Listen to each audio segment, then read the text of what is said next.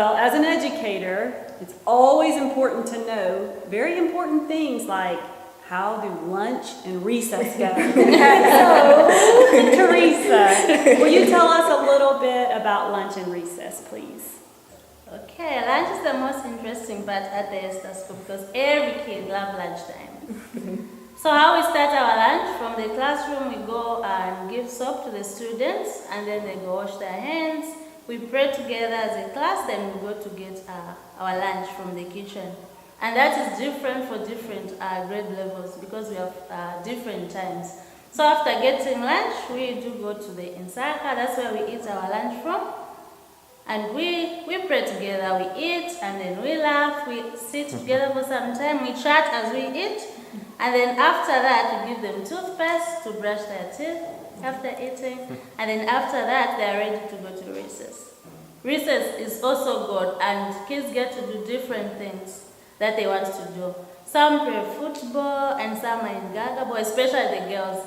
And some are running, some are dancing, just different activities that the kids love to do. That's how we spend our recess. And it's 30 minutes. Thank you, Teresa. So you know about lunch and recess, so really we've answered all of your questions. No, another question we get asked pretty regularly and often is, what access do we have to resources here at the Esther School? So Lindsay, will you tell us a little bit about the resources? Yeah, so we have a set curriculum, and like it was said, it's an American-based curriculum, most of it. But the reality is we're always trying to adapt and pull different things because all of our students are English language learners and trying to make things culturally relevant. So we're just trying to there's a lot of curriculum that's been donated that you can pull from. We have a huge library that we pull from as well. Every classroom tends to have a library, and those classroom resources people have donated or the teachers have brought totes over, filled them with books and crayons and art supplies, different things. So a lot of it has been brought over, and a lot of the teachers bring it as they come over. We do have limited access to internet. And as a teacher, you're creative, so you can go on Pinterest on the weekend, but then everything you're just making it yourself. So we spend a lot of time drawing posters, making posters. We do have printing, but everything we put in protective sleeves and use it with whiteboard markers and use it again and again. So it's limited resources, but you learn to make it work, and it tends to work really well. So. Thank you, Lindsay. Well, you heard Wayne say that our mission statement includes providing a holistic Christian education because we want to develop their passion and skills. And so you've heard about the resources, you've heard about co-teaching, you've even heard about lunch and recess and then brushing their teeth. And as a part of that, to develop passions and skills, here at the Esther School, we also have electives. So Wayne and Rachel, will you tell us about the electives that we offer here at the Esther School?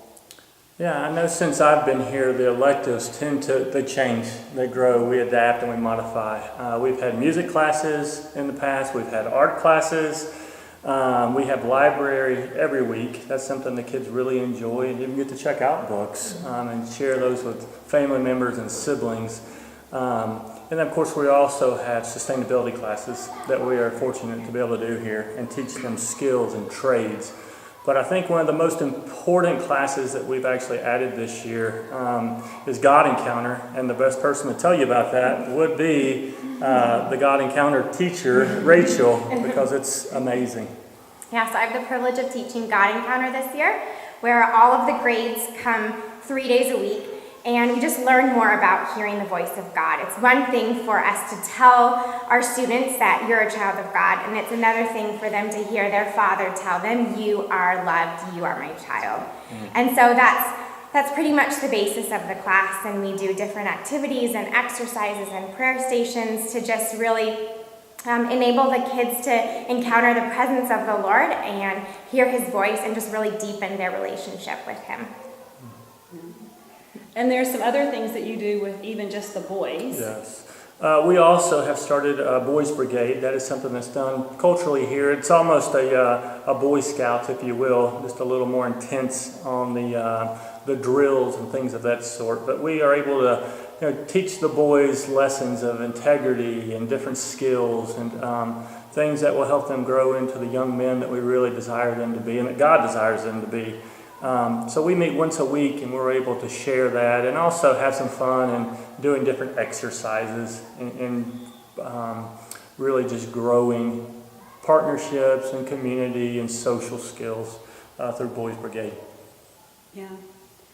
So, hearing about the curriculum, the math, the language arts, the social studies, the science, the Bible, and all of those electives that are filtered into that also, we want to take a minute and just share the things that each teacher might feel that is the best part about working at the Esther School, as well as maybe some things that have been hard about working at the Esther School. So we just want you to be able to come and be a part of that and hear their hearts. So I'd like to hear from each one of you, maybe the best part and the hardest part of your school day at the Esther School.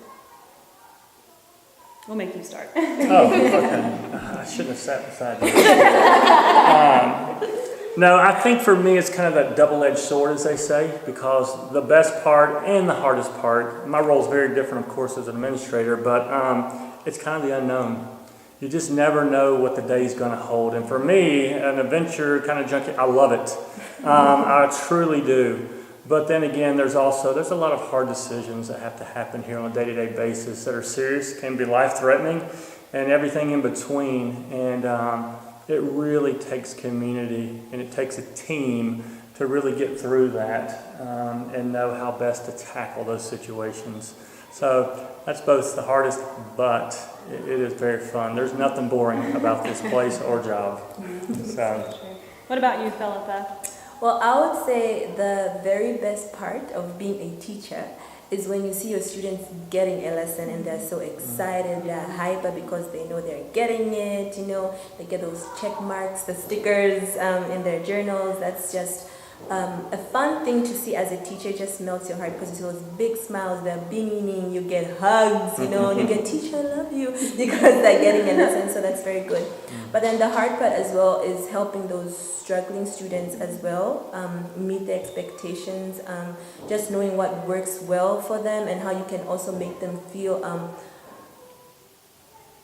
whole in the classroom, I should say.